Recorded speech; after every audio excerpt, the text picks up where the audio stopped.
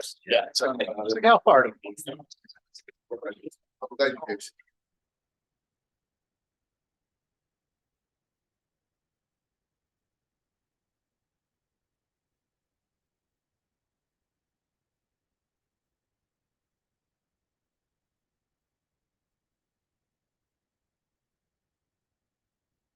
The folks away were actually.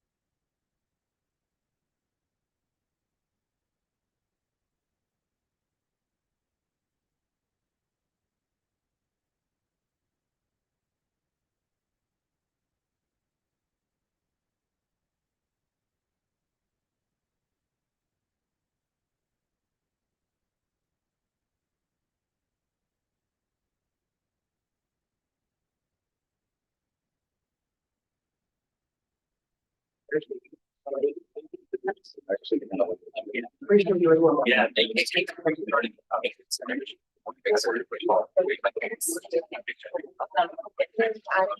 So committee members, just so you know, we have microphones on the table so that we can listen to the committee members when we're broadcasting on Zoom and on YouTube Live. We also have a microphone here at the front for testifying people, just so you know. So side conversations will be picked up by the very sensitive microphone, just FYI, giving you a heads up. Okay.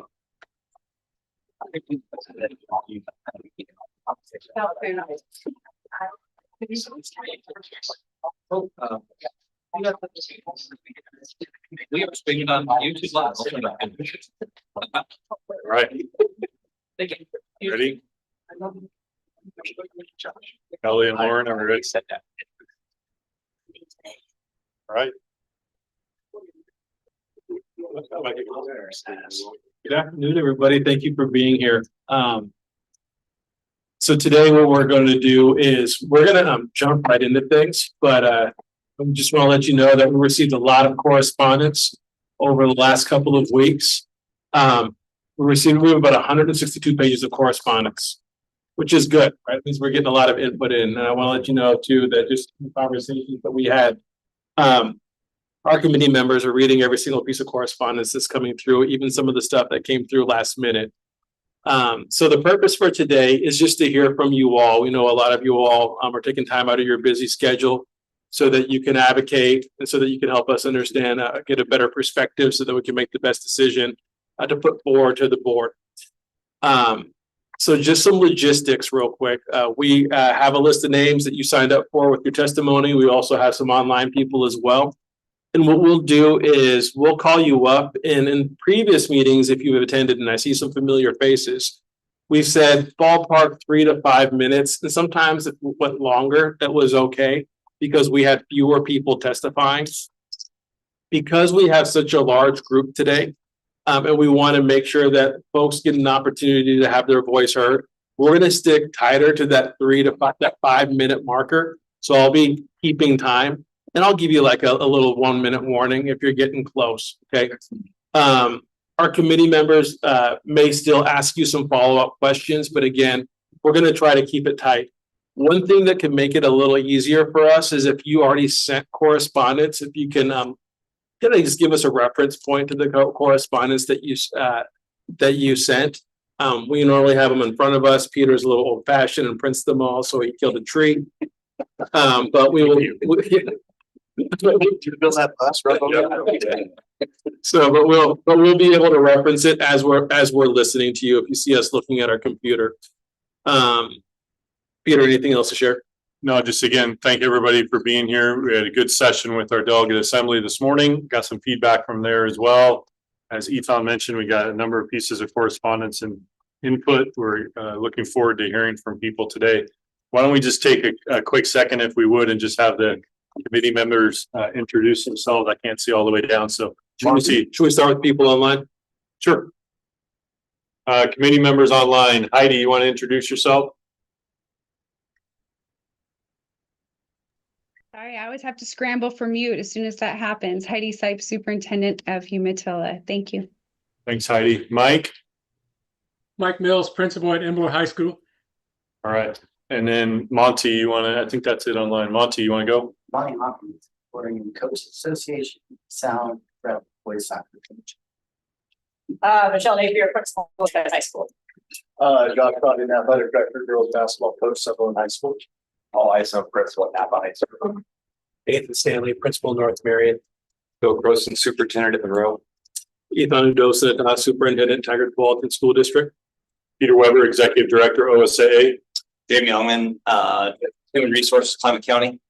Shane James, Superintendent, North Platte School District. Randy Vigiano, Assistant Principal and Athletic Director, Ridgeview High School. Jacob Benz, principal, Banks High School. Greg Almighty, Oregon School Board Association. Greg Mulkey, representing the Oregon Officials Association. Martha Baskin.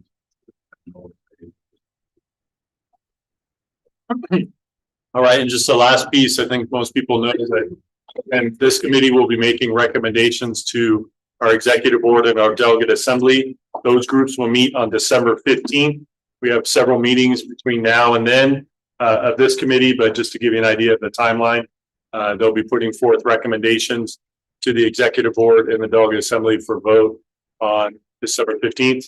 As luck would have it, back here at this hotel, probably the same room. So with that, Lauren, do you want to get us going with? Yeah, we're gonna go in classification order. So we're gonna start with 2A and Robbie and Helen from Eastland Christian.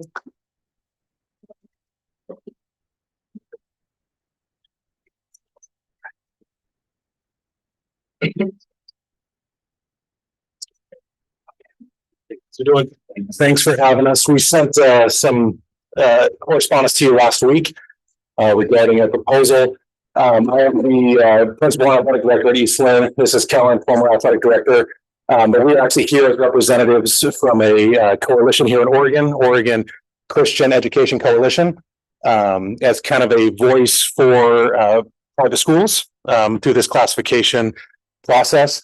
And one of the things that we wanted to just voice is we're hearing a lot of conversation, a lot of presentation, or even in the recap minutes about how private schools are functioning, how they're being viewed, and winning at a very high clip, and all of that. And so our goal through this presentation was to simply have a voice for the private schools, to hear the concerns of maybe how private schools are competing and with district boundary lines and how that works with private education, but also doing it in a way to not marginalize private schools in a broad stroke as if we are all the same. So with that being said, I'm going to let Kellen speak. Sorry, Kellen, which number was it? 70 in your first. Yeah, so in our correspondence for the committee, number 7. Sorry. Okay, Kellen, go so ahead. you guys do have it? Yep. All right, thank you. If you guys look at the proposal, we are looking at private schools and considering what private schools have to offer and what they how that can look at the small school level mostly. For a 5A, if you look at a 5 classification proposal, 4 and 5A are their own beasts because there's only about 5 private schools. So there was no way of really just making them into their own leagues. We created a proposal that looks at 3A, 2A, 1A with two options. One, making private schools, putting them within their classifications within their own leagues based off of geography, but also another option, because there are enough private schools in the small school classifications to be able to have them within their own league to be able to be together based off of their beliefs. And so you can look at the 3A, 2A, 1A. Each of those have two leagues that are just private schools. The only exception that you can see in there is that the 3A has two schools down south that are private that don't fit into this to be able to, they would have to travel way too far to be able to be in their own league with all the private schools. So the other thing, the consideration I wanted to bring up about this proposal with the 5 classifications is that by going to 5 classifications, boys soccer would be able to have be at the threshold to be able to have 3A as its own separate classification championship. And that's a big thing that our constituents in the small schools have wanted for years, is to have 3A separate from 2A, 1A. And with 5 classifications, we would be able to accomplish that because there would be enough at the 3A level to be able to have boys soccer as its own classification. The other part is that track and field, by going to 5 classifications, you could have a better chance of filling the lanes, which the coaches, I know that's a state championship committee decision, but that is something that can be accomplished with a 5 classification model. And I think I would just say in closing, one of the goals through this presentation was if the committee feels like private schools are winning at too high of a percentage, which is what one of the proposals at the last meeting said, then how do we combat that without marginalizing private schools in an unfair way of moving them up a classification just because their boundary lines don't exist, or something along those lines. And so parity is important when you're looking at a committee of what to do with classifications. And so by changing those ADM numbers down to a 5A, and our proposal does it even further than what the last OSAA committee recommendation said, it allows more parity. The other thing is the secondary proposal of this, of private schools being in their own league, is not so that they can isolate. It is not so that they can be different. It is to limit the amount of teams that could qualify for a state championship at the final site. Recently at the 2A level, there was 6 out of 8 private schools at a championship site, which was very problematic in many people's minds. By putting all the private schools into one league, you are forcing their hand, minus at-large bids, by there only potentially being 4 out of 8 at a final site. I do not speak for every private school. I don't want to say that, but our constituents as part of the OCEC really feels like this is a proposal that they would be open to, and our goal was to share that today. Robbie, just a question. Thanks for putting the information together and sending it in. Just to give us an idea of how many schools you do represent with OCEC. Again, we have 299 schools in the OSA. Approximately how many are? So as full members, we represent 22 schools, but our what we call associate members is up to 47 schools. These are schools that associate with our association, but aren't necessarily full members. Other questions? All right. Thank you guys. Very Thank much. you. Appreciate you.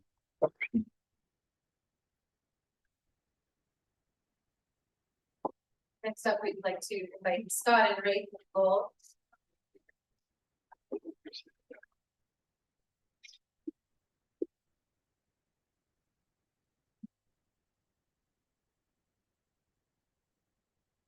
Hi, I'm Scott Yakovich. I'm a superintendent at Lowell School District.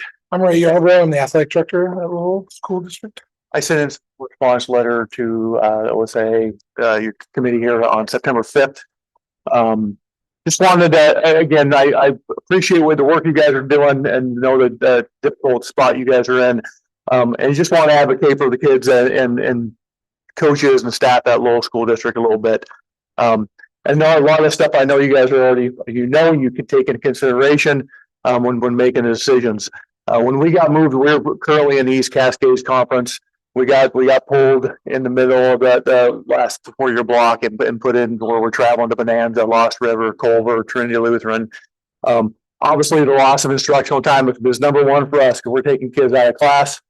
Sometimes 10, 11 o'clock in the morning to get to places. They're getting back at 2, 3 o'clock in the morning, which makes that next day of school pretty tough. So we're essentially, again, losing the 2 days of instructional time. And then we're taking coaches like Ray, who's also a teacher in the district. We're taking him out of the classroom where he is.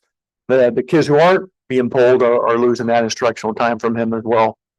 Obviously, we have an financial impact as well. We've got extra fuel costs. We've got bus drivers. We got to pay extra more to our substitutes that we're pulling for our teachers. And the last thing I want to hit on is just the safety aspect of things. Traveling over the mountains, I don't know if there's a more stressful decision to be made on my end with the athletic director, with our transportation director. We have a board member who works with ODOT as well, and those conversations that take place, are we sending a kid across the mountain or not, has been the most stressful decision that I have had to make as administrator. And it's right down to the wire, and it's often a judgment call on our part. Thank God nothing bad has happened. I will say we actually sent all of our bus drivers up last year on the mountains, just in a bus by themselves with our transportation coordinator to train. Actually got in an accident when that happened. Actually got hit by another car while that took place. Again, obviously the roads are treacherous up there. And so I'm gonna let Ray talk a little bit here as well. So, yeah, one of the other things that we faced is trying to hire coaches in that situation. So, we had a girls basketball job that got posted last year, and I went out and tried to find coaches on several different occasions. And the thing that kept coming back was, well, what's the league schedule look like? Because trying to find coaches, I don't know if everybody else deals with this, but trying to find coaches in building was becoming more and more difficult. So we're trying to find community coaches that can coach kids. And to tell those coaches, you're going to need to be gone on a Tuesday and Thursday at 11 a.m. and you're not going to get back till 2 a.m. And for them to go tell their employers that's what's going to happen, we just lose the opportunity to hire coaches. We can't get people that have that flexible of a schedule for the most part. So that dwindles our coaching pool pretty far down. We ended up having 7 or 8 applicants that came down to 2 or 3 that could really make that schedule work for them. So that was just another point that I think needs to be thought about as far as trying to hire coaches.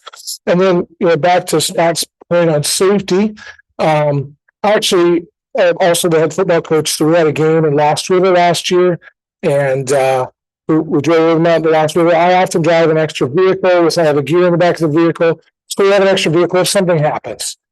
In that process, on the way home, our bus was able to get the note to go back around and take the 7.5-hour drive back around through Medford instead.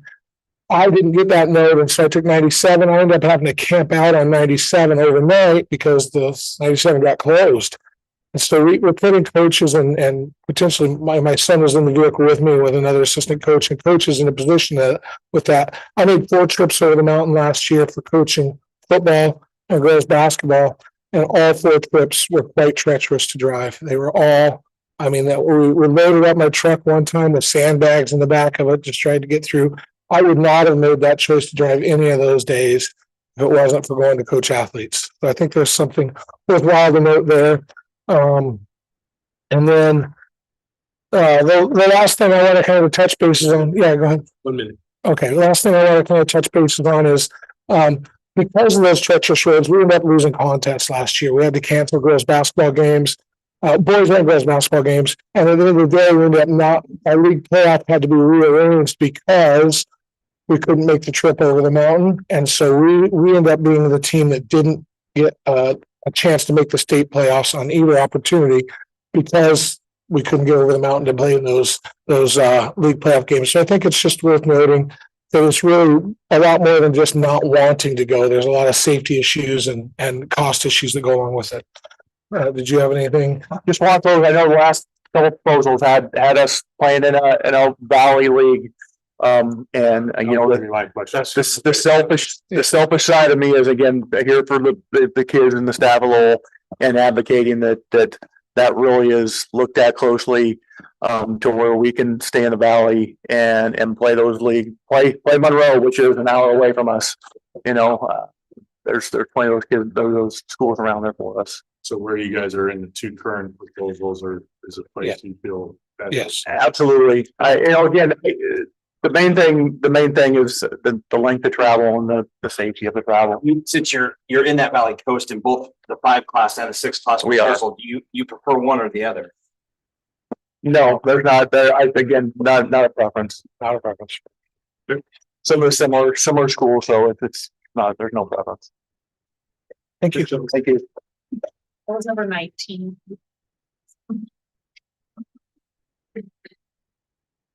Stepping over to the 3A application.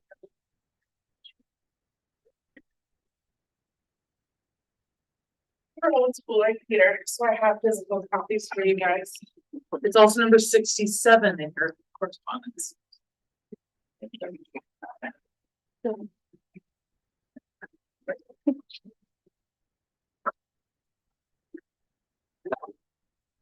Yeah, thanks guys for letting everybody speak.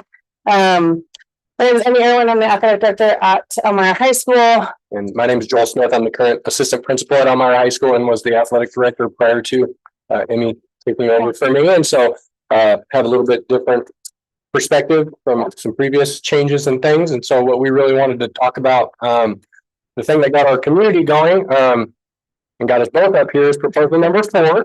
When our community started to see us paired up with Churchill, a large school 20 minutes from us that we lose some students to through youth clubs and activities and things like that, as well as North Eugene High School.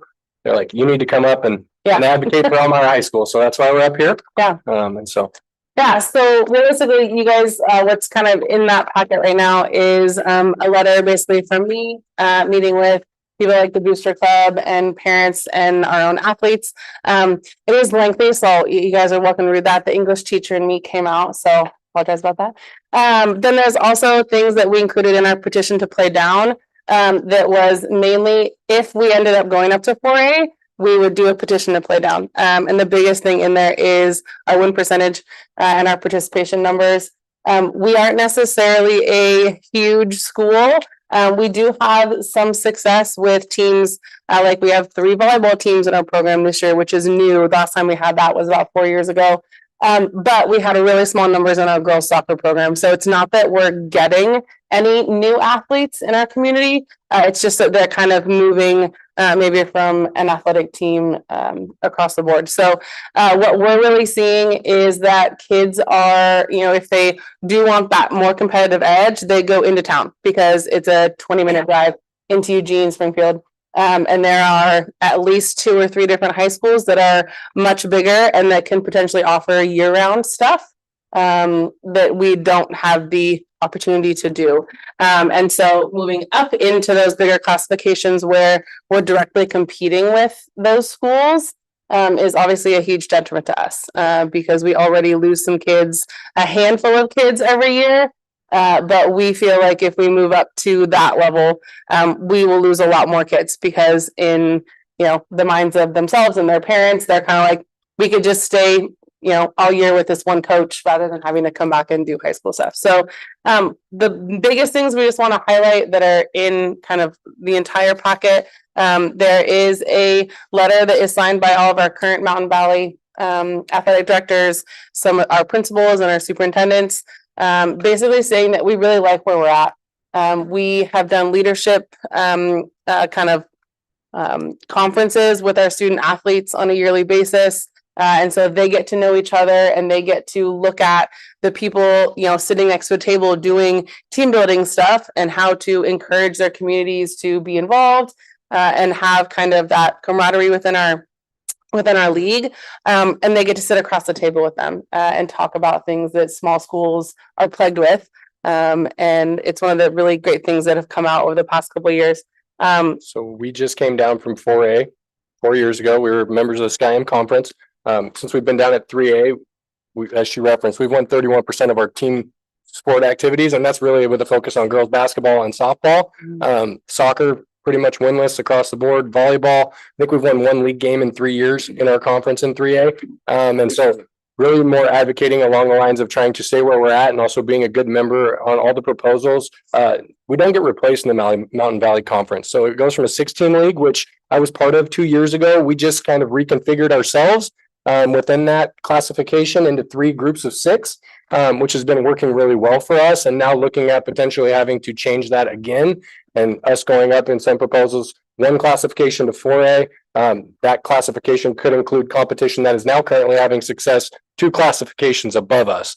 And so looking at those numbers, talking with our other league members, what is working for us, the travel time for us, I'd rather get on a bus and go 2.5 hours to La Pine and play somebody who's competitive with us than get on a bus and go 2.5 hours to Marshfield and get rolled and be back on that bus pretty quick. And so looking at just kind of where we're at numbers wise, we are one of the larger ADM schools in that 3A classification. But we drug test our athletes. We lose a portion of our student athletes that would be out potentially due to that, right?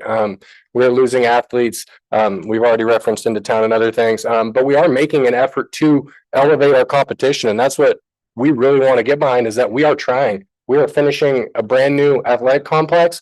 Our first home game on that field is supposed to be on Friday. We're really trying to get some momentum. We've put money into our gyms and our facilities to retain those kids that we feel we're losing to greener pastures. And so now looking at where we're at in this reclassification sequence and saying, all right, we just built kind of this situation. And now we're looking at going up and losing some of the momentum that we're trying to build right now at 3A. It could be really detrimental to our community and to our athletes and to some of the momentum that we've built.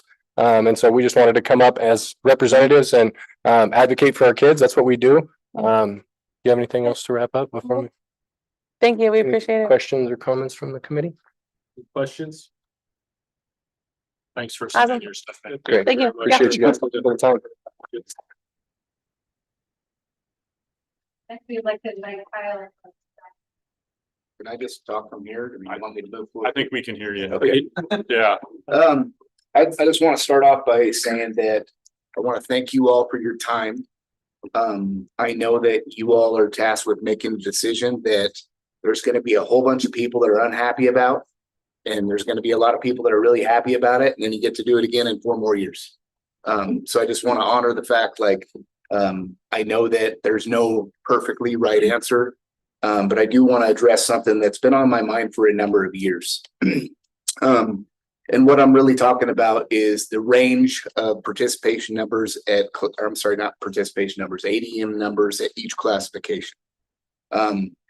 So I'm just going to go off the current. So what we've had currently, this is what we're operating in. So when I'm talking about the percentage at each classification, you got to take 6A and 1A out because 1A is below a threshold, so you can't figure out what that range is, and 6A is any amount over this. So really you're looking at 5A, 4A, 3A, 2A classifications. So currently the cutoff numbers for 5A is 608 to 1004. That represents a range or an increase from the bottom of that number to the top is 65%-ish. You go to 4A, the numbers are 311 to 607. That represents a 95% increase from the bottom to the top. You go to 3A, it's 146 to 310. That represents 112% increase from the bottom to the top. And you go to 2A, it's 75 to 145, which represents 93%. So that's as it is currently. And as a member of 3A, I can't help but feel a little slighted that we're sitting there at 112% increase from the bottom to the top, while there are 5As at 65%. Right? So what I'm really asking for, and I looked at the 2 proposals, the most recent proposals. So the 6th classification one, the 5A level, is at a 69% increase from bottom to top. 4A is at 100%, which I know they really don't like because they're not used to that number either. 3A is at 108%. 2A is at 112%. Now those numbers are better, a little bit more equitable, I guess you could say. But the 5 classification one, which I think that the 4A schools really don't like for the most part, it's 296 to 700, which is 136% increase from bottom to top. 3A is 102%. 2A is 119%. Now, to put that into perspective, the idea of playing a school in your competition that is almost 1.5 times your size, and it's not because they're playing down because they met that criteria. That's just how it's placed. That's a tough pill to swallow. And I think for far too long, we've ignored that fact. What I would like to see, knowing that SIO could benefit from it, or it could play out and we're at the bottom of the level, that's fine with me. I just want it to be fair among the classifications. I think that the range from 2A and 3A and 4A and 5A should be the same. And now that's not sheer numbers, that's percentage wise. And I did take some time to kind of figure out what those numbers will be, and I'd be happy to share it with the committee at a later time. I can send that to you. But you know, in a 6 classification model, if that's what you're looking at, there is a world where every single the bottom range to the top of that range is 100%. It's just double. It's easy. It's easy math. And the schools lay out pretty well across. Now, again, if you're at the very, very bottom of that cutoff, you might be upset that you fell there and not a classification below, or vice versa. And it doesn't necessarily take into account everybody's preference as to what they would like to see because of their locations. But that's why you all get paid the big bucks to do what you're doing, right? But the point I'm trying to make is I just really would like to see it be similar from those middle classifications. You know, and it kind of rings true with Elmira coming up, and I think their ADM is 311, somewhere in that vicinity, talking about playing with somebody that has 700. Well, I mean, that's a reality already. There's schools that are having to do that. So I just appreciate it if the committee could take that thought into consideration moving forward as you make decisions. Thank you. Any questions? Yeah, so what I'm hearing you say is that the percentages are more important, and more of a priority to you all than travel and students being out of class and all of that. Okay. Thank you. Questions? What you're saying, you want to look like the schools in your classification. Closer to. You want to look alike, be closer. Yeah, within reason, knowing that, you know, the likelihood of somebody being double your size is still out there. But 130% your size, not so much. Equal distribution, 5 to 2. Yep, you got it. Gotcha. When you crunch those numbers and you have that roughly 100%, what is the overall numbers of schools? How do you mean by overall numbers? I mean, like in one of these, like a classification might have 70 schools and another classification has 35. Correct. It was actually a fairly decent breakout. 5 classification, obviously there's a lot more 5A schools because that number gets brought down, so to speak. But just off the top of my head, I'd have to pull it up. I think at the 6A classification, it was 50 6A schools, 49 5A schools, 35 4A schools, 49 3A schools, 52 2A schools, and then the remainder were 1A. So fairly even. 4A was a little lower than you'd like it to be, like mid-40s, but just didn't break in any great way. But the 5A classification, I want to say there were 70 some 5A schools off the top of my head, but then the other numbers were pretty similar. But happy to share that with the community. We'll take it. Thank you. Yeah. Thanks, Tom. Wanted to ask how the committee wanted to proceed because we have another 2A school that would like to speak. Would you like them to speak now or towards the end? Sure. Since we're in 3A. Let's take it. Okay. From Jervis. I'm Doug Bird from Jervis High School, athletic director, assistant principal. I sent in a couple of correspondence with you, along with our league president, Jay Barton, sent them something. I really liked what Elmira said, just talking about, you know, I'm advocating for our kids. You know, if you look at, we had success 4 years ago in basketball, not talking football, talking basketball, volleyball, really right now. And the proposal of us going up to 3A level with the league that's kind of proposed, I would lose a program. Our kids would not come and play because of who they're playing. You know, last year we won one girls basketball game. I'm not about the wins and losses. I can really, we like to win. We like, we don't like to lose. But ultimately, you want kids to participate. And I want to be competitive. And I think it's super important.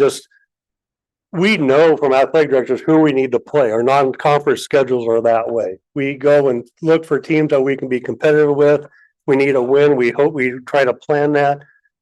It's just super important for our kids to not step on a court or a facility or soccer field and not be competitive, knowing you're going to lose before you even get on the bus.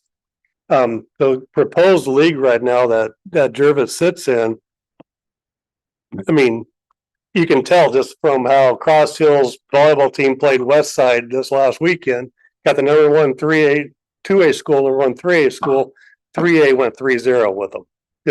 You got that across the board. And I think it's just super important for our kids to be able to step on a court to be competitive. And that's where I'm advocating for our kids, and that's where Elmira steps on. Our ADM, yes, it's pretty high, but our participation rate, we're sitting at about 100 kids. 40 of those kids are on a football team. So we have 60 kids between volleyball, boys soccer, girls soccer, which we co-op with Kennedy, and cross country. So our numbers are very low. Yeah, we're trying to build that up. We want to get back up to 3A at a competitive level. But if we jump right now, we would be sitting winless across the board. And then ultimately that would take our sports away. Our kids would not come out and play. And our ultimate high school sports is you want kids to participate. So that's what I have. Any questions? Thanks, Doug. Yeah, thank you. Okay, we're gonna jump back over to 3A and Derek. From Riverdale.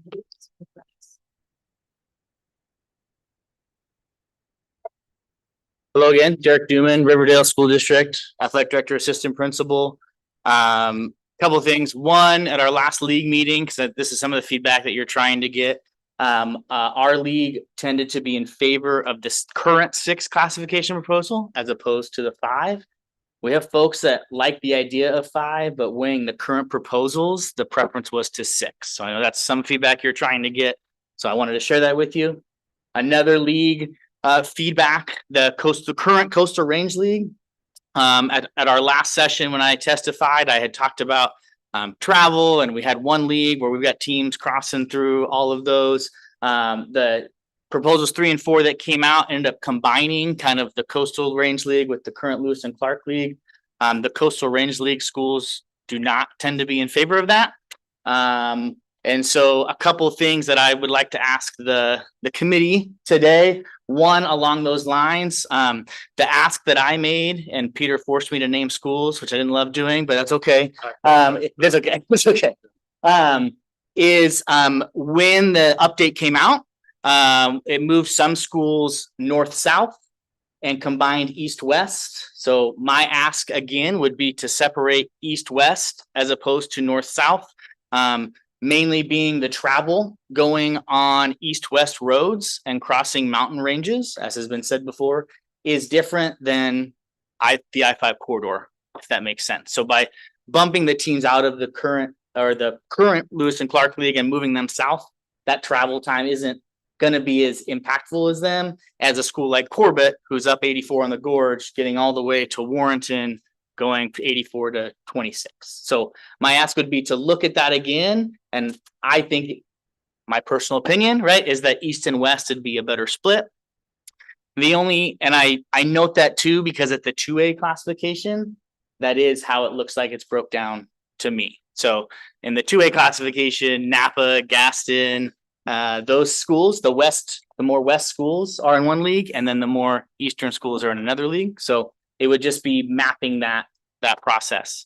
And then the only other thing that I noted is, I think within the 3A classification specifically, you have some pretty large leagues, 9, 8, 7, and then you have all the way down to 5. I know it's hard because we're trying to keep geographic considerations into account, but I think having the leagues be approximately the same size, right? Having a league of 9 versus a league of 5, determining playoff opponents, et cetera. I think that can get difficult within that. So I would ask to look at trying to keep those league sizes as similar as you can is helpful. Obviously, again, a league size of 9 and a league size of 5 are very different.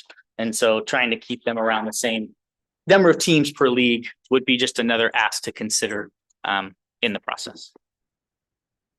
So Derek, looking at like what we have for the Lewis and Clark and back west, depending on which one you look at, there's 16 or 17 schools between those two leagues. And then your thought would be to divide those probably into 3 leagues. The 3 leagues, so that it would look more like the West Valley, Mountain Valley. So they'd be approximately the 2 same. pieces, the league size, and then also your And also the south, east-west travel time potentially. And I know, I talked to Josh a little bit before the meeting, like, you know, a couple years ago, the Far West League was so large. We ended up splitting it into 2 because it made sense. Obviously, with schools moving up and down, that might not be necessary this year, but I do think just something to consider, something that the OSA has done before to help with that. I'm not gonna ask you to name schools. Okay. I'm already on the record. So. Well, thank you. Thank you. Thanks, Derek. Next, we're gonna move online and Tim Sam from North Valley would like to speak. Good afternoon, everybody, and thank you again for your good work, echoing what everyone else has said. Not an easy job, but an important one for all the kids of Oregon. I provided some correspondence, so just going to kind of review and reiterate kind of publicly as well for North Valley High School, some for Three Rivers School District. We're a 3 high school district along with Hidden Valley and Illinois Valley High Schools. We're called the county schools. We're 100% free and reduced, high poverty rate. And then also I'm going to advocate for Southern Oregon in general. I'm going to start with North Valley High School. North Valley High School was a 4A school, like Elmira 4 years ago, and has benefited greatly from being a 3A school. And when some of you hear that, you may think that North Valley, that means North Valley's winning a bunch of trophies. It has not been that. In the last 3 years, we've won a total of 4 conference championships, and 1 state trophy, a semifinalist in football, which I know is out of the purview. That'll be in the football ad hoc's purview. So where we have been successful is getting that competitive balance that I've heard a couple schools, including Elmira, very similar size school, by the way, as us. I think we're exactly the same size or within 1 or 2 of each other. Our participation numbers have increased greatly as a result. Prior to becoming going into 3 classification, we had a total of 8 girls out for basketball. We had a couple years where we were not able to field a baseball team. And then when we did, we had to create a schedule where we're playing singles because we didn't have a pitcher that would be able to pitch or enough pitchers to pitch double headers without ruining kids' arms. Those programs have grown substantially, currently offering 2 teams in each sport. In some of that correspondence, I've provided some of the scores in the last year that we were a 4A school. Scores like 30-0 to Mazama, 28-1 against Henley, and going over the hill to play those games. Either way, what we know is that wasn't good for our schools, to the point where neither school schedules each other in those kind of games currently in the last 4 years, because they didn't make sense to us and they didn't make sense to them. Not good for our kids, not good for those kids. Like another person testified, many of you know me sitting in the room and on this committee. Wins and losses are measured beyond the scoreboard, not with the scoreboard. At the same time, it's hard to get a kid convinced to compete when your final basketball score, which we had 4 years ago or last year at 4A, was 62-8. It's hard for them to understand the lessons or the fun that can be had out of those kind of results. So, like was mentioned earlier, we're looking for competitive balance, and North Valley is just not a 4A school in those proposals where we are listed as 4A schools. We are, it looks like to me, the cutoff school in those proposals. We do not play the teams for the most part that we are being paired with, and they choose not to play us. I'm not sure why. We would think it would be best for kids then to pair teams up that there's no competitive advantage or for playing each other in contests that will be over quickly. It would result in us in a quick play down proposal where leagues would have to get moved and changed as a result. I would like to throw in that this I don't think is the purview. When I sat on the board a few years ago, I know we talked about in the play down proposals looking at win-loss percentage within the classification that you're wanting to play down from. And I don't see that in the criteria. That surprises me that we'd measure whether or not somebody can play down if they're competing against schools in the classification that they want to play down to. That doesn't make a whole lot of sense to me. Just a couple other advocacies in Southern Oregon. Been an athletic director in Southern Oregon for 22 years. What hurts Southern Oregon schools is the border to the south of us, the mountain that we would need to go over, the Siskiyou Mountain, 6,000 feet, in order to find games south, and there aren't too many teams down there anyway. And then having small leagues and small odd number leagues. So really, the minimum size of a league a Southern Oregon conference should have is 6. If it is 5, we would need to be paired up with a neighboring conference that's also 5, so we can share non-league games, fill buys, etc. We need bigger conferences than 5 or 4. And actually, the way I was looking at it, and I'm not sure why, couple schools were put in the 5 classification proposal into League 3A7 that were requesting to play down, and that was a 5-team league with them in it. So I'm not sure what happened there, and I'm not sure you guys are here to respond to that. But anyway, I think that covers my thoughts in review. Any questions for me? Questions for Tim? Thank you very much, Tim. Thank you. Okay, next up, we'll invite Wolf and Jay from the Jefferson County School District in Madras High School.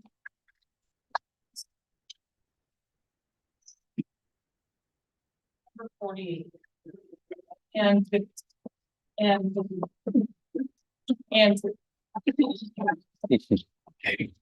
How's it going? My name is Walter Stahl. I'm athletic director and assistant principal at Madras High School. I'm here with Jay Matheson, our superintendent for our Jefferson County School District. We're here today to advocate for Madras High School athletics in the most recent proposals, 3 and 4 that were on September 8th, released on September 8th. We are in with the GOL schools of Eastern Oregon. 2 years ago, I submitted a similar appeal to OSA ad hoc football committee regarding Madras High School football's placement in the GOL. And many of those same issues I raised then are still relevant today. Most notably, significant travel time, time out of the classroom, and added hardships placed in our community. During that year, when we were in football, our participation dwindled to 35 active players. Since then, we've been playing down at 3A, and although our numbers are up, it will take us years to recover competitively.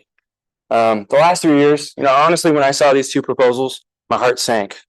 The last 3 years, we've worked really hard in Madras to create, a culture, a community with our athletics, with increased participation. We've hired 13 out of the 19 varsity sports, new head coaches. And we're really gaining some momentum. Seeing this proposal, the travel time, the stress on our coaches and athletes, really will be a setback to Madras athletics. Jefferson County School District is unique both geographically and demographically. Our district spans from Camp Sherman to Big Muddy Ranch to Sim National on the Warm Springs Reservation. Some of our students, they have to leave at 5:45 on the bus to catch school that starts at 8 o'clock. And it affects particularly those on the reservation. With our current league right now, Tri-Valley, we're able to drop off our students on the reservation at different points coming back from the west side. So we drop them off the Sim National exit from the casino, which helps with those travel demands. But the two proposals now, we're playing all east side schools, which means those families who live in Sim National, when we get home at 2 or 3 a.m., they're gonna have to drive 45 minutes to Madras High School east to pick them up and then 45 minutes back. With the current GOL times, start times ranging from 4 p.m. to 7 p.m., our teams are often forced to leave campus between 8 a.m. and 11 a.m. just to make it there. They don't get back till 2 or 3, and then they're expected to be at class at 8 a.m. the next morning. With some of those students who have to take the bus at 5:45. This cycle is just simply not conducive to academic success and not what we want for our students here. For these reasons, I am strongly asking OSA to reconsider Madras High School's placement in the proposed redistricting. This current draft presents barriers that negatively impact our students, the families who come to watch our students, and our coaches. I heard another athletic director say, it's hard to find coaches. It's really hard to find coaches, and a lot of our coaches aren't in our building. They have jobs, and to have to leave, travel 5, 6 hours for a league game, sometimes twice a week if you're talking about baseball, softball. It's going to be really, really hard to retain coaches and good coaches too. I'm asking you guys to reconsider, Madras's placement and hopefully back in the Tri-Valley, where we're able to utilize, coming back on a bus and dropping off our students on the reservation, and hopefully that will help with our participation, because I just foresee, if we go to the GOL, our kids are just, not being in the class. We have grade checks every week. They're just not going to want to play for all of those reasons. Do you have anything to add, Jack? I do. Of course I do. Yeah. Thanks, Walter. Yeah. Thank you all. You got about a minute and a half. I'm on it. Thank you, Ethan. I just want to emphasize, if you can picture Highway 97 and Highway 26, okay, 26 and 97, they come down in the point of a V, and that's Madras. The two other points up top here are Highway 84, Biggs Junction, and the east side of Portland. When we can travel Highway 26, we are able to drop students off in their home in Warm Springs. That makes a huge difference for our most underserved kids and families that we try to support. It's one of the greatest professional privileges I've had in 31 years in public schools in Oregon, to steward a relationship between our school district and the Confederated Tribes, which is the nation of Warm Springs. And it's a personal blessing to be able to advocate for those families and kids. I want to make that very, very clear. We're speaking for all of the families in our school district, but in particular, we're playing defense against being placed in the GOL as we are in draft 3 and 4. Competitive alignment, class time, costs, all it makes a ton of sense. And you hear that from lots of folks. This is different, folks. I'm telling you, I've advocated in front of this committee numbers of times. I've written correspondences I have here from different school districts. This is different. We cannot be a part of the solution to a small league that is the GOL. We love them and their communities and their districts, but we can't be sourced at the expense of the Warm Springs kids and communities to be a part of that solution. So thank you. We recognize this is a impossible puzzle. A Rubik's Cube. When I was a kid, I wanted to take the stickers off and replace them. You don't have enough of the right stickers. We recognize that. Thank you for your service. Yeah. Any questions before you all go? Any questions? again, Walter, you talked about Tri-Valley, wanting to stay in the Tri-Valley. That's the preference. Yes. What you talked about. And I've talked to all of those ADs in the Tri-Valley and they fully support us. Thank you. Thank you very much. Next, we'll invite Jim Taylor from the Dow.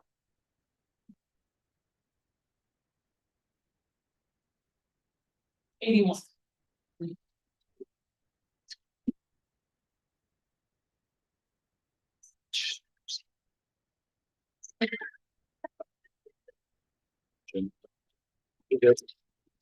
Well, I'm back. Thanks. Thank you for giving me some time. I'd like to kind of piggyback on, what, Walt and the Madras superintendent were saying about, the Tri-Valley. I think you guys did a great job 4 years ago when you created the Tri-Valley, conference. We're probably the triangle. We're on 84 and it's about 100 miles to each one of our schools, give or take a few miles. And that's pretty good for travel. Our location, I know geography is a huge problem. I'm a geography teacher before I became the athletic director and assistant principal at the Dallas High School. So I know that it's once you get to our side of the mountains, it becomes a real hard point for you guys.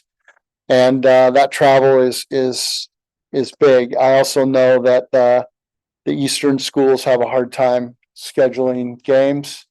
When Crick County was moved back up to 5A, our old principal and myself, when I was interim AD, said that we would be happy to fill in for Crick County, the GRL, to help them out with their scheduling. And we're going to Ontario this week for football. And we don't mind doing that every once in a while. But if we were happy to go to places like Ontario, Baker and LeGrand, you know, for our team sports like volleyball, basketball, soccer, football, the cost of the 6 classification that you came out with, and the last thing would be about $62,000 for travel alone for our school. My transportatory director, she gave me a cost analysis. She says it's about $6.41 per mile to for travel. She says that covers the buses, it covers the maintenance of the buses, the gas, and the wages. And so with that $6.41, with that 6 classification, with us playing Madras, Baker, LeGrand, Pendleton, it comes up to $62,000. And then the 5 classification, when you add Ridgeview, Crick County, and Madras into that, it becomes about $97,000. And that's just for the 8 sports. And right now with the Tri-Valley, we spend about $38,000 for travel. So it's a huge cost analysis for us. And probably the biggest thing that other ADs said too is seat time for kids. Once, as your committee meets, just understand that once you go past 100 miles, those kids are going to miss school time. So anytime we go to Central Oregon, anytime we go to Eastern Oregon, we go to Portland, the kids are getting out around lunchtime. They're getting back anywhere from 10 to midnight at night, depending on how far we travel. And once again, we know we have to travel. That's not a thing, but if you guys can keep that in mind when you're making that analysis, that the further teams have to travel for their league, that's more time the kids are going to miss in school. And the costs, especially with the strain on budgets with schools right now. Just keep that in mind. I know that travel's a part of it and you're not gonna be able to get away with it, but if you keep those 2 things in mind when you guys are making your final decision, we would appreciate it very much. Thank you. just be clear, similar to Madras, you guys would want to stay in and try that. Oh, yes, yes, travel wise, like I said, budget wise and seat time wise, it'd be perfect. Crick County is just an extra 50 miles. It wasn't that bad. And Madras, I mean, Redmond wouldn't be too far off either. But the social makeup and the demographics of the cities of the Tri-Valley and a lot of the 4A schools are pretty similar. So I think the 4A kind of works for a lot of 4A schools because of that. With the 6 classifications. Yes, we would like to stay in the Tri-Valley. Purpose. Thanks. Okay. Thank you very much. Thank you. All right, we're gonna go to Zoom next, and Garrett Bridges from Cottage Grove. Hi, everybody. Can y'all hear me all right? Yeah, thanks, Garrett. Thank you for having me and thank you for the work that you're all doing. I know it's a tough task. I'm not going to try to be super long here, but my request is simple. I'm not going to ask to be in a certain league or submit a specific proposal. I just want to keep 6 classifications. I think that supports competitive balance. 6 classifications ensures that schools compete against others with similar enrollments, resources, and demographics. Rural schools already face smaller rosters and fewer program resources. Placing these schools in leagues with significantly larger or metropolitan programs undermines the level of playing field that basically what the classification system is designed to ensure we have is a level playing field. An example of competitive balance would be with our counterparts just to the north of us, Junction City. Over the last 3 years against them in team sports, our records were 27 wins, 32 losses, and 2 ties. That's pretty even competitive balance and clear evidence that these 2 schools and others like them are properly matched. And that's exactly why we need to keep 6 classifications to protect these matchups like this across the state of Oregon. I also believe, and I know it's been talked about, but postseason opportunities. More classifications mean more playoff spots. Postseason play is transformative for kids and communities, not just in athletics, but engagement with school academics. Athletics is directly tied to attendance, eligibility, and graduation. And I think keeping 6 classifications ensures that students stay connected. Another key component that I think is really real for a lot of rural schools is that over the last 5 years, many districts, especially rural schools, have seen significant enrollment declines. South Plains School District, for example, over the last 5 years, enrollment across the district is down 10.5%. Cottage Grove High School specifically, in 2020, our school attendance was 739 students. We're down to 583 students. We've lost 155 students in 5 years. That's 21%. These declines have reduced roster size and stretched our resources thin. It's made it harder to sustain JV and JV2 programs in many sports. And I think shrinking to 5 classifications would hurt the rural schools by placing them against larger, stable, or growing suburban programs.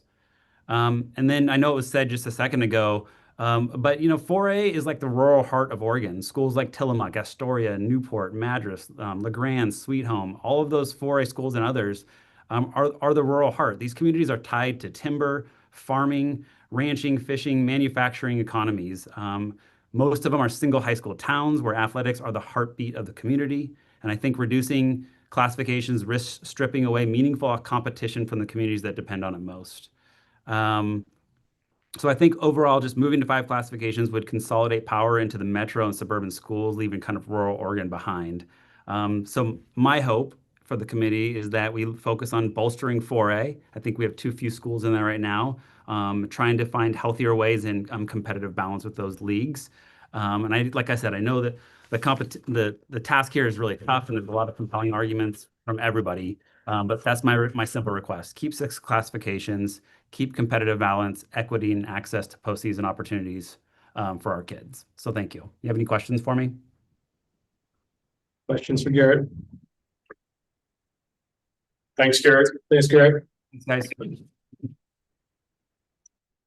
Next up, Josh Mink from Ontario. Everyone, can you hear me? Yes, thanks, Josh.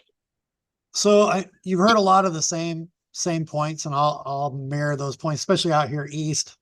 Obviously, Madras, the Dalles, they're not too excited about spending a bunch of money to come over here. I would say the same for Ontario.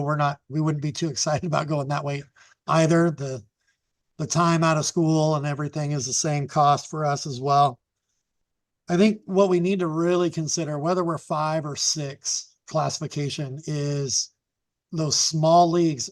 If the GOL may be stuck with 4 teams, and my other GOL guys are probably going to kick me later for saying that, but we've got to be careful about our surrounding leagues, our surrounding neighbors, make sure those leagues aren't too big, or else we're not going to find non-league games. Idaho schools those leagues are getting bigger. It's harder and harder for me to schedule out-of-state games. If we start increasing leagues to 8 or more around the GOL, then it's going to be really, really hard for us to have full schedules. It's already hard enough in a 4-team league. You're looking at 18 non-league baseball games, or 14 non-league basketball games. That's a lot of work to go out and get. And so if we could have leagues like the Tri-Valley that help us out in certain instances, or even maybe a Central Oregon league that might help us out in certain instances, just from Ontario's point of view, that would be important to keep in mind what those surrounding leagues look like. The only other thing I'm going to advocate for with me personally in Ontario is, as we start making that 4A bigger, which it probably needs to be, I think we need to consider what those numbers look like. I mean, we heard that from one of the 2A schools today, or 3A schools. Those percentage numbers get larger, but we don't necessarily fit up against a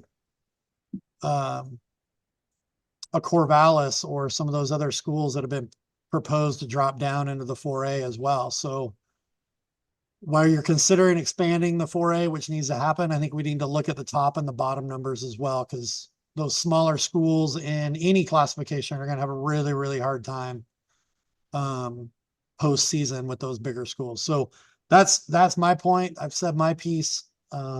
Just keep considering those sorts of things, I guess. Any questions, Josh? So, hey, Josh, just a question. You talked about leagues around you. If the GO ends up at 4 schools, again, the leagues around you. So you're talking about like the 3A, the Eastern Oregon League. If that league was to end up with 8 or 9 members, then that's going to put even more of a hardship on you to fit into their schedules. Is that basically what you're saying?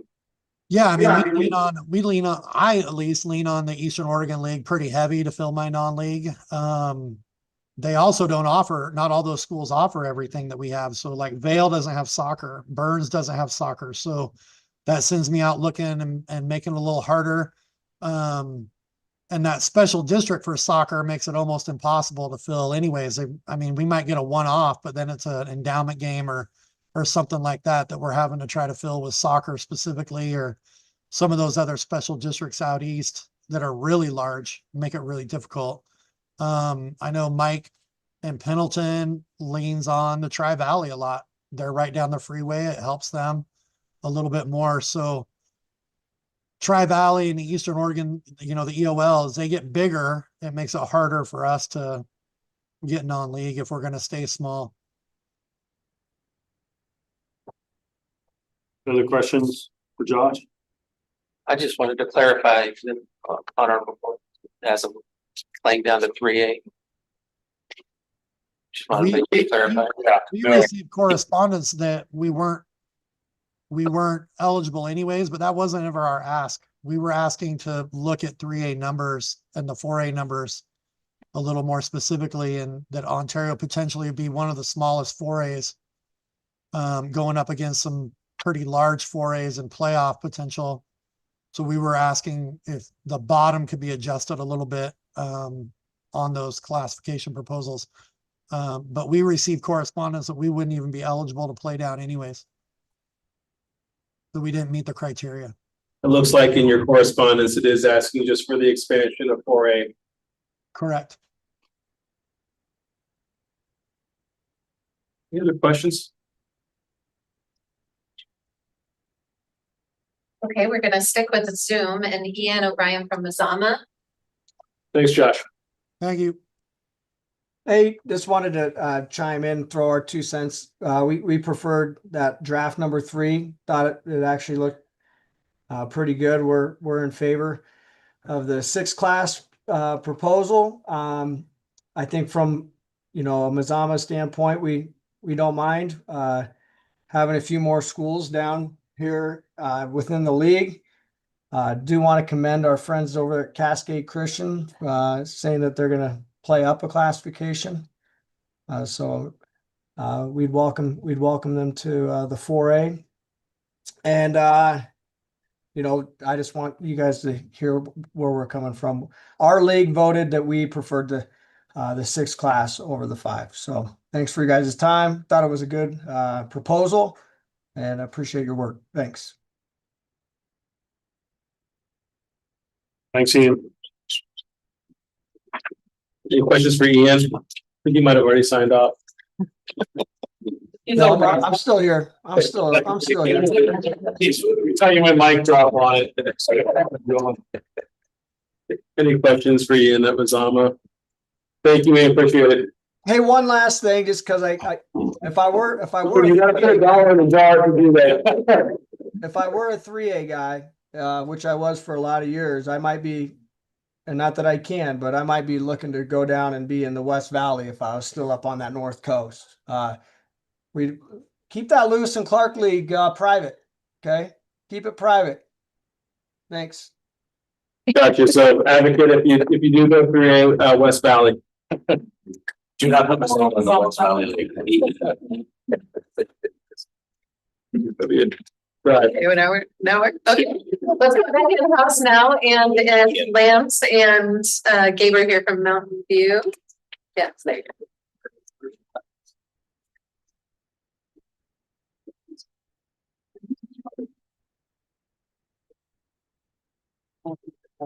Us. Oh. Hey guys. Hey guys. Thank you. Good to see everybody again. Hey, we're here just to kind of talk real quickly about the drafts that came out. Last time I set up here and I gave a 5-class system, and it had 72 teams in it.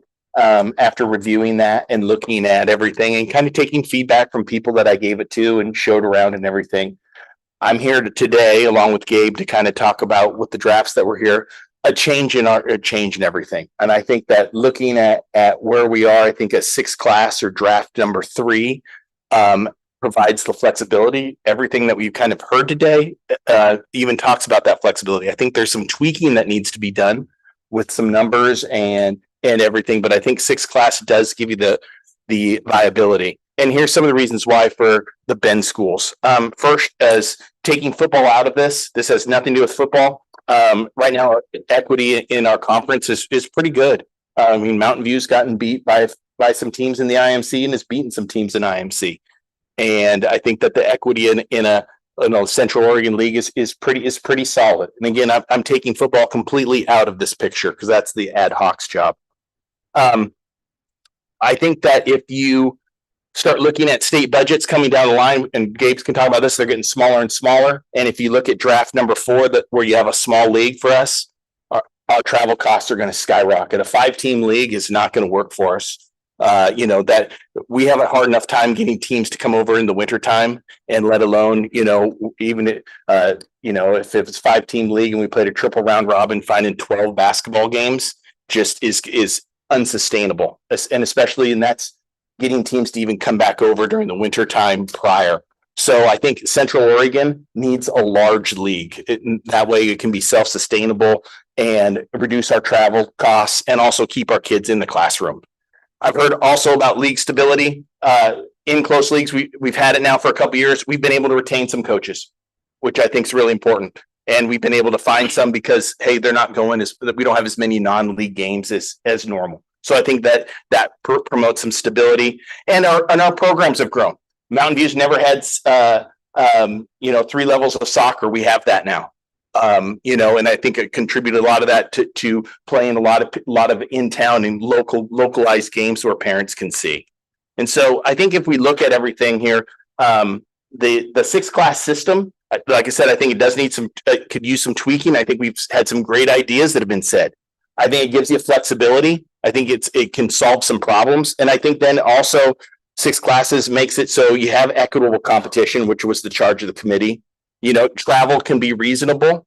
You get some stability of leagues, and I think programs can grow.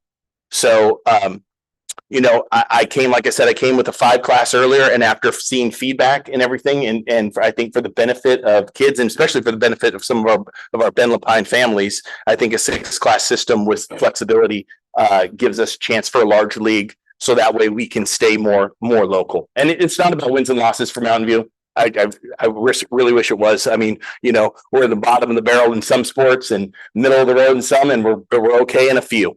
And so this is more about just the chance of not traveling as much and keeping everything centralized. And I think Gabe can speak to that too. I think behind the scenes, what we're trying to do, and I speak for the 4 Ben schools, is we're trying to complement what you all are doing in this committee, and have been trying to focus on those numbers, because I know we continue historically to have been a thorn in the side of the size of the Ben schools. I thought that adding Caldera might have possibly saved that, but it hasn't, and we're not adding a 5th high school to Bend anytime soon. So I think what our hope is, and our ask to you for the 4 Ben schools, is that we definitely stay as a pack, no matter what the decision is moving forward. It's not going to be conducive for us to have one school that's larger than the others and then moving to different classification. What we've done and what they've looked at behind the scenes, since we do have interdistrict transfers, is really working at balancing out those school sizes within the Ben Lapine school. So hopefully the numbers show, when we're looking at students in seats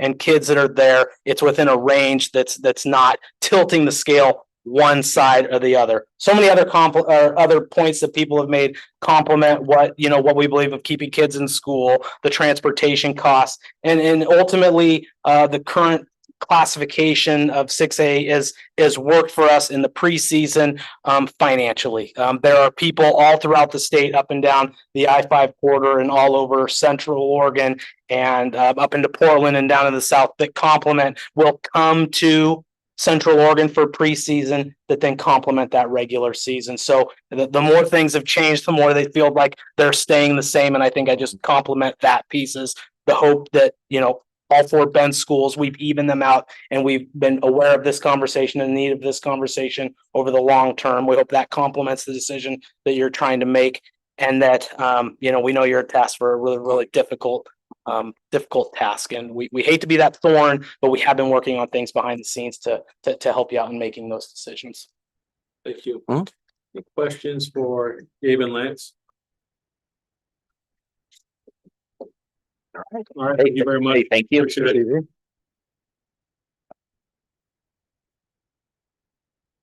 Okay. Continuing on with 5A, we'd like to ask Rob and Joel and Jake, Crook County.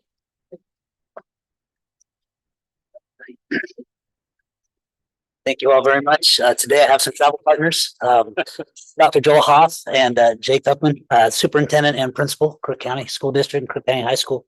I'm Rob Bonner, the Athletic Director.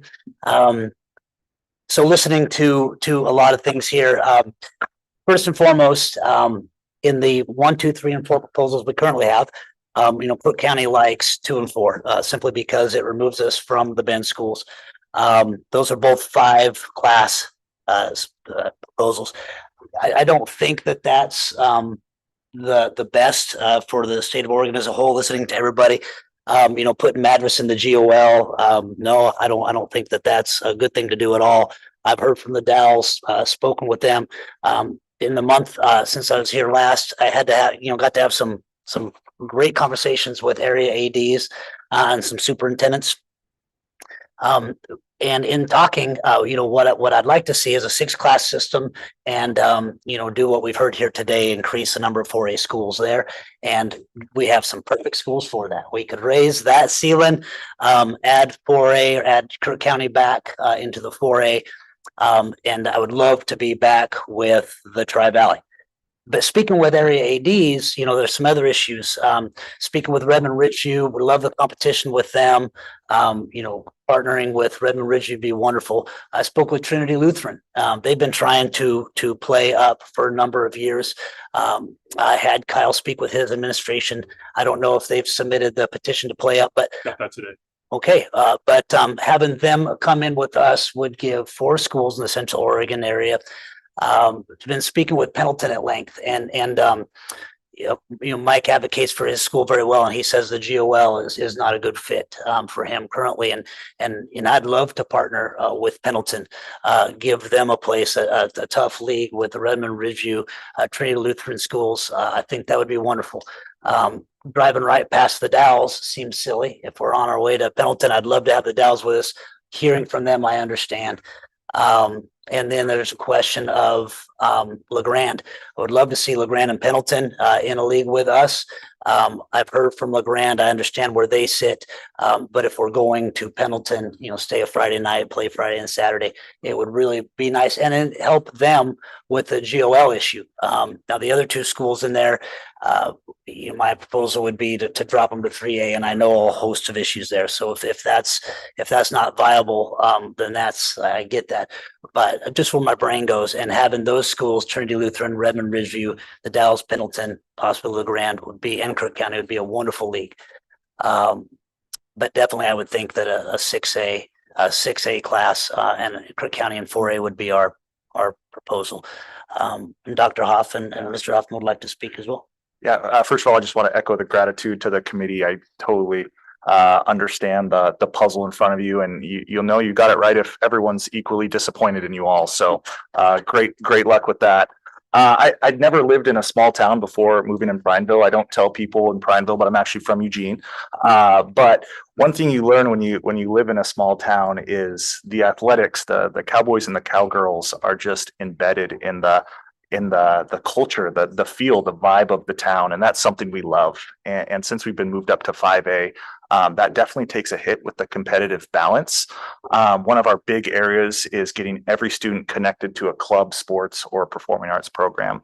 We found that students that are connected have higher attendance rates, better grades, and a better sense of belonging, which is hard as we see that our competitive balance currently is a little out of whack as we've been moved up, where we've already had students just within a month saying, hey, this isn't my jam, you know, showing up and getting blown out of the water week in and week out. So we surveyed our community on what their priorities were as we look at this reclassification, and they definitely leaned heavier to the competitive balance side. But then we also saw a need to balance that with prioritizing academic instructional time. And that's why I'm so proud of Mr. Bonner, who was able to kind of come up with a proposal that we think not only helps us, but helps our neighbors as well. So definitely advocate that you take a good look at that proposal and see if that would work for everyone involved. And I'd like to introduce the fantastic Mr. Huffman, who will talk a little bit about the school impacts. I mean, I don't know how much more I have to say other than just, culture of a school. Athletic culture, it spills over into the classrooms. And I was really proud of Rob because, we got moved up to 5A before the 4-year rotation, and Rob was like, yeah, it's fine. Let's pull ourselves up by the bootstraps. Let's get it going. And I was really kind of excited because the shorter travel, I was thinking that was going to be a big impact on our academics, but really it's been the opposite. And just in the short amount of time that we've started, we've had less kids want to do sports, and we're having trouble like keeping kids on some of our sports teams right now. And then also we were consistently in the academic top 10 in most of our sports, and already we're having kids that are, I don't know if it's because they just don't feel as connected to the sport or what it is, but we're having some trouble keeping kids academically rolling that normally were rolling academically. So just anecdotally seeing some things right now, I just feel like this, and we also pulled the students too. I just feel like the students really want to go back to the way it was. And we pulled about 200 students, and out of those 200 students, over 80% still wanted to go with like-sized schools. So that's all I have. Any questions for the Crook County team? Kelly, did we have that? No, I have, so it wasn't a all inclusive, with 6A, 5A, 4A, so I'm working on that and where everybody will fit, because your questions will be, well, what about this level and that level, and you move one and you have a lot of other issues, so it was mostly just a single lane, proposal, but I'm I expanding just that. want to and make we'll sure get we it to you. didn't miss it. No, I will get it. But it's a good one. Yeah. Rob, I'll put you on the spot. Go ahead. You mentioned the Dallas, Pendleton, Good River, Kirk County, and the Grant. Is that correct?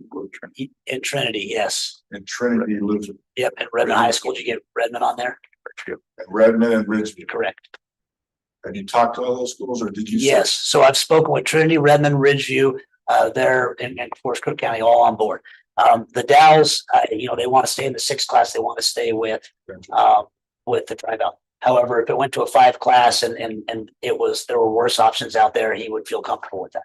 I think that was fairly fair, but he definitely, Jim's back there somewhere, he voiced his wanting to stay in the Tri-Valley. Le Grand, no, not unless we had more GOL schools. So it's something more to look at there. Thank you, Redmond. Did you mention Redmond? Yeah. Redmond and Ridgeview both. Yes. Talk. Yes, I've been working with my superintendent, and I believe we had a letter from the Redmond superintendent voicing their approval of that. All right, well, thank you. Thank you, guys. Thanks. See you soon. Okay, we're gonna turn back to Zoom and Casey McNulty from Redmond.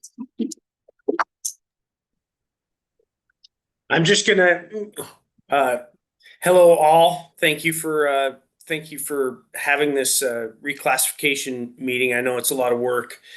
I just wanted to reiterate what Rob said.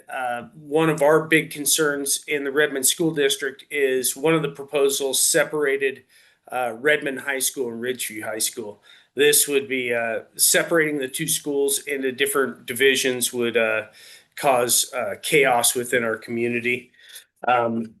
For one, it'd have a devastating effect on the social dynamics of the town, as well as creating significant logistical and community challenges. If one of the schools was having more success, possibly in the lower division, we do have open enrollment, and that would then affect programs that we can offer at each of the schools, because they are separate. They are totally different schools within CTE teaching electives, and that would cause us, some of our electives teachers would possibly lose positions because of FTE issues. So we'd like to just reiterate that we want Ridgeview and Redmond together. We're within, I think, 80 students of each other. The other thing that our superintendent expressed was ADM counting, and just go straight ADM off of the October ODE report to determine classification and numbers. That's about all I have. We support Crook County's proposal. Any questions for Redmond? Thanks, Casey. Thanks. Okay, we're gonna move into 6A now, and we have Brian and Brody from South Salem and North Salem.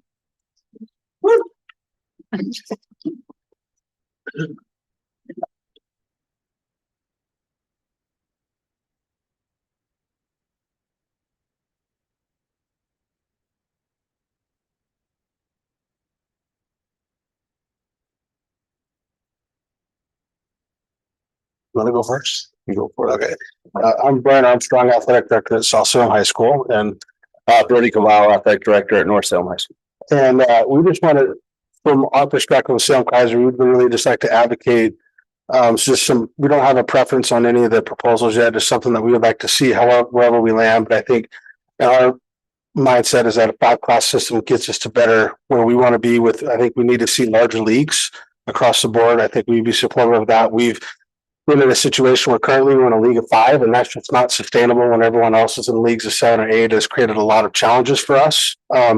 We also feel like that within larger leagues is that creating leagues with schools in geographic proximity to each other is very important. We've been in a larger league with the Bend schools in the last reclassification process, and that created a ton of hardships for our family, our community, and budgets and whatnot. And so I think the 5-class system is probably the best way because we have a lot of schools that are near to us, and we recognize that every school and every community has their own sets of unique challenges, and everybody's got looked at this from a different perspective, and there's going to be no one model that's going to make everybody happy. But I think in the world of kind of referencing what Lance said in terms of budgets and costs, it's getting more and more expensive. It's harder for us to find transportation, and the cost of transportation has gone up. And I feel like that from a community perspective, we've, even with our current situation in our football, I know football's separate from this, but when our teams have to travel,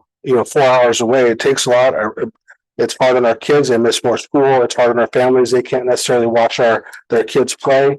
And I think by having larger leagues that we can accomplish that, we can stay closer and play schools that are closer to us. And I think in a 5-class system that I think helps us achieve those goals.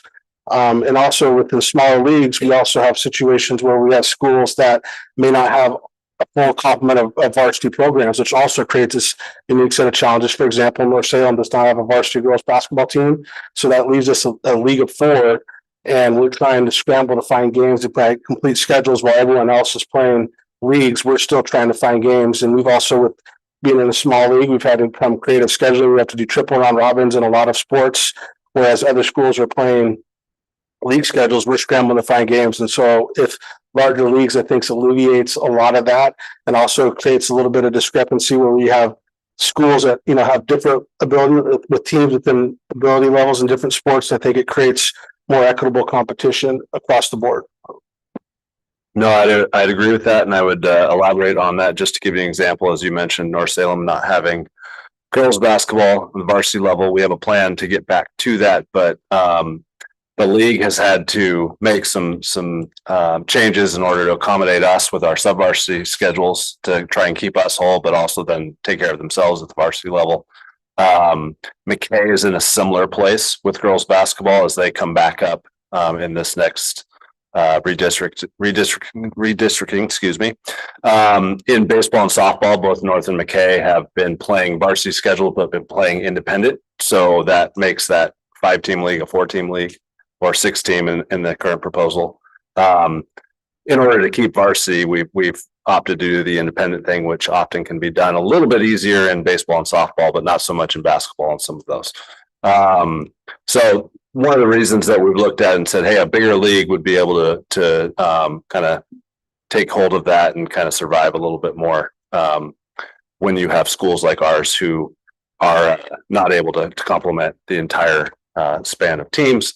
And we're an interesting case study because we're relatively successful in football right now at the 6A level, but we're not putting teams on the court in other sports at the 6A level. So it's not a one size fits all situation, but that's also where we'd like to lean on a number of schools that are geographically in our area that we can play and find some of those better games for our situation. Any questions for the Salem Kaiser team? Because are you saying that so in draft number 4, you're a 6-team league? When you're referring to a larger league, are you referring to that 6, or are you asking to draw teams from other leagues in that proposal? 5A. Yeah. Yeah. Like, are you wanting to grab like a Woodburn and a Silverton? I think a larger league would be, when I say large league, 7 to 8 teams, I think a little bit larger, because even within the 6-team league, and not knowing, I don't, North Salem's situation might be up in the air in terms of whether or not they drop down a classification too. So that could potentially leave, if North Salem drops down, that could potentially get us back to 5 at the current proposals. So that's why larger league, I think, with, and it might mean if we stay a 6-class system, it might mean, disbanding one of the current traditional leagues that are out there to create that number, and that's something, because we've been bounced around seems like every different 4 years, we're in a different league and moving different things around. And I think, again, I don't know what the sweet spot is, but I think 7 to 8 is probably, it's kind of what, in my mind, is what a good size league would be. Thanks.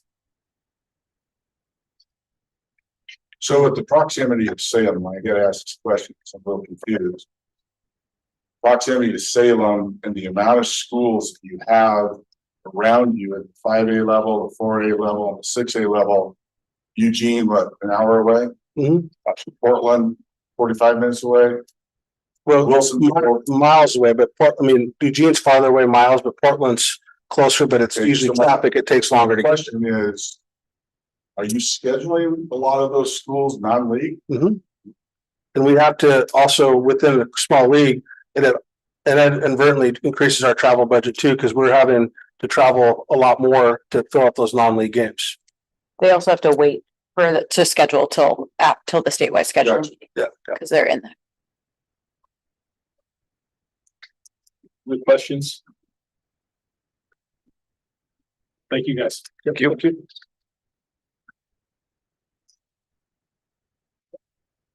Okay, last but currently not least. Ryan McGurven from Big Bend Mill. And if anybody else in the room wants to talk, please come see me. If you refresh, it's in your packet again. All right, am I good? Yeah. You're good. Yep. Hey, today although many of you know I have opinions for sure, but today I'm here as the 6A rep, the representative for 6A conference. So just wanted to share a couple things. Been through this before, and I know it's a daunting task, but just as a 6A classification, I did send Kelly a survey that we've conducted. We have 90% response rate right now, with a few more that'll trickle in. I think I sent that at 12:59 this afternoon, so I did beat the 1 o'clock start time. But just some things as a 6A classification, that we asked that the committee consider. Obviously, travel and budget, loss of instructional time for travel has been mentioned.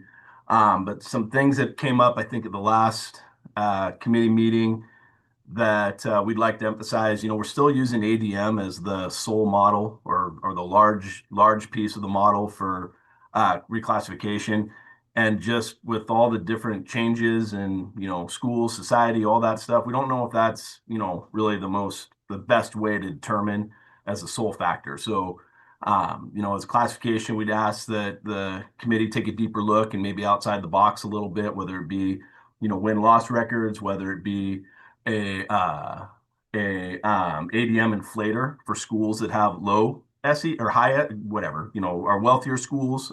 We have a SES factor to reduce for high low income schools, but not necessarily anything to inflate for high income schools.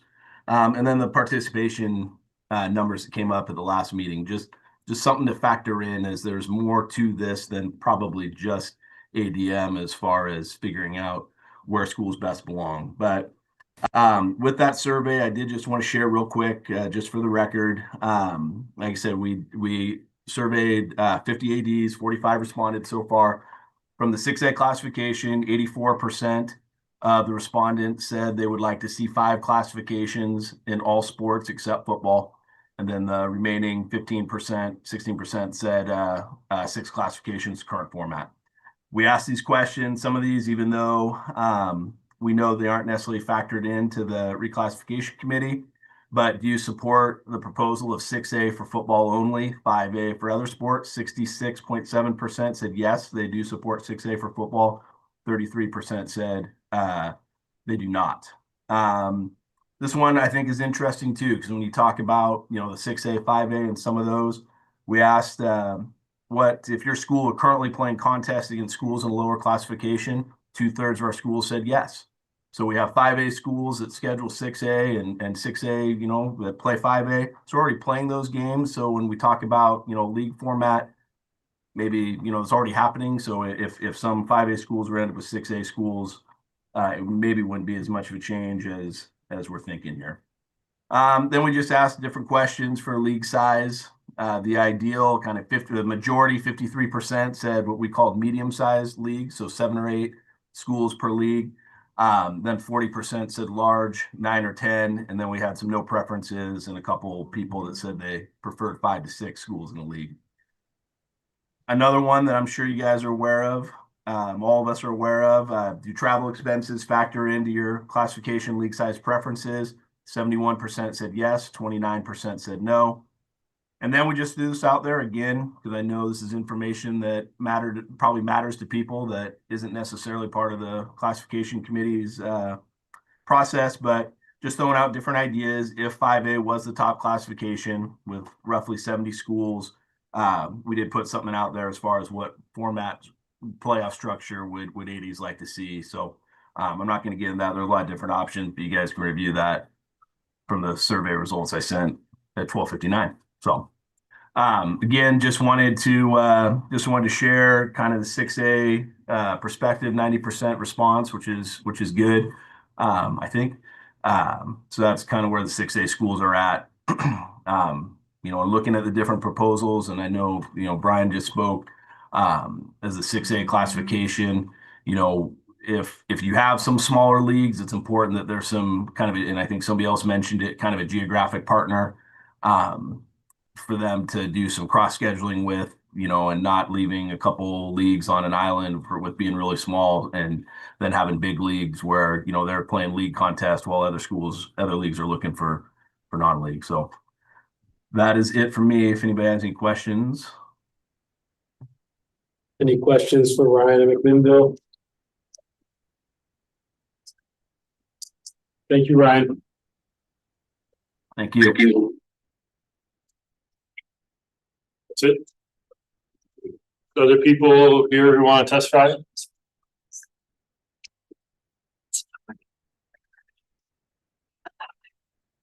Okay, so with that being said, what we'll do is we'll take all your input into account, and then we will recess and then come back together, and the committee will deliberate. So let's adjourn this meeting.